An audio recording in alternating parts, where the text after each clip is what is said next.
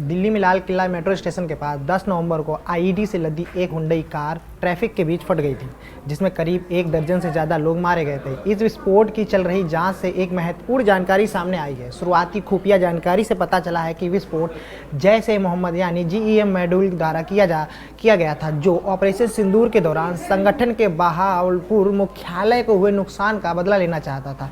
विस्फोट के लिए जिम्मेदार कई डॉक्टरों के आतंकी समूह हैंडलर तुर्की में स्थित थे और मॉड्यूल के संपर्क में थे। कई मीडिया रिपोर्ट के अनुसार डॉक्टर उमर उन नबी और उसका साथी डॉक्टर मुजमिल शकील गनी हमले की योजना बनाने के लिए तुर्की भी गए थे।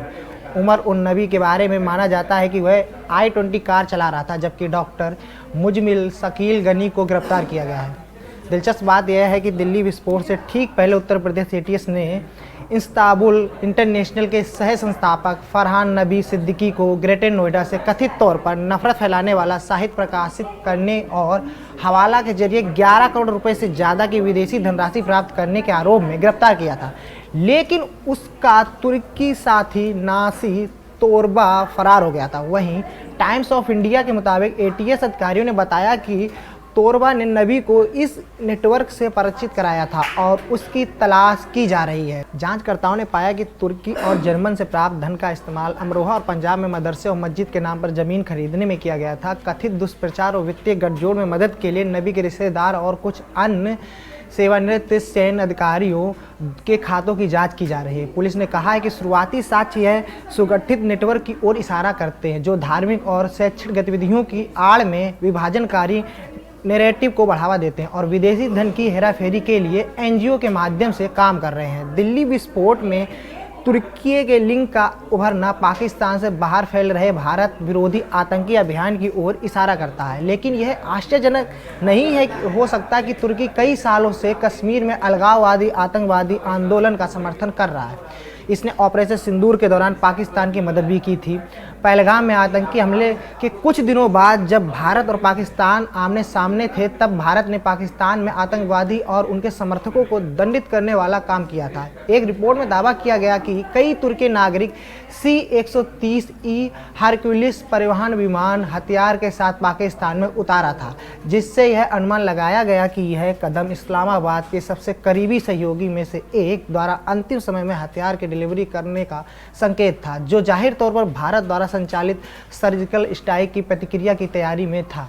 2025 में भारत ने स्पष्ट रूप से तुर्की के उस रवैये को निंदा की थी जिसमें तुर्की पाकिस्तान के साथ मिलकर भारत विरोधी आतंकवादी गतिविधियों को समर्थन देता था। खासकर भारत ने तुर्की के पाकिस्तान को हथियार और आतंकियों को संरक्षण देने के लिए समर्थन देने की बात कही थी। तुर्की के आतंकवादी संगठनों जैसे इकबान उल मुस्लिमीन और अन्य कट्टरपंथी समूहों को मदद देने की खबरें हैं और यह भारत के लिए गंभीर सुरक्षा चिंता बनी हुई है। इसके चलते भारत में तुर्की के विरोध में बहिष्कार और ट्रेंड स्ट्राइक जैसे अभियान भी चलाए गए। वहीं तुर्की की पाकिस्तान के साथ करीबी एक रणनीतिक और आतंकवाद समर्थन देने भारत के लिए एक बड़ा कूटनीतिक और सुरक्षा खतरा है। भारत सरकार ने तुर्की को कड़ा संदेश भी दिया था, वह पाकिस्तान से आतंकवाद का समर्थन बंद करे, नहीं तो इसके खिलाफ और सख्त कदम उठाए जाएंगे। लेकिन इसके बाद भी तुर्की लगातार उसका समर्थन करता आ रहा है। इस सिलसिले में भारत ने तुर्की की कुछ कंपनियों पर सुरक्षा मंजूरी रद्द भी कर दी थी और सामाजिक स्तर पर भी इसका विरोध हुआ था। तुर्की का यह रुख भारत के खिलाफ आतंकवादियों का नया शरणागृह बनने की आशंका को बढ़ावा देता है। इसलिए यह कहा जा सकता है कि वर्तमान परिस्थितियों में तुर्की एक ऐसे राज्य के रूप में उभर रहा है जो पाकिस्तान के साथ मिलकर भारत के खिलाफ आतंकवादी गतिविधियों का समर्थन कर रहा है, जिससे भारत के लिए यह सुरक्षा और कूटनीतिक दोनों स्तर पर गंभीर चुनौती बन गया है।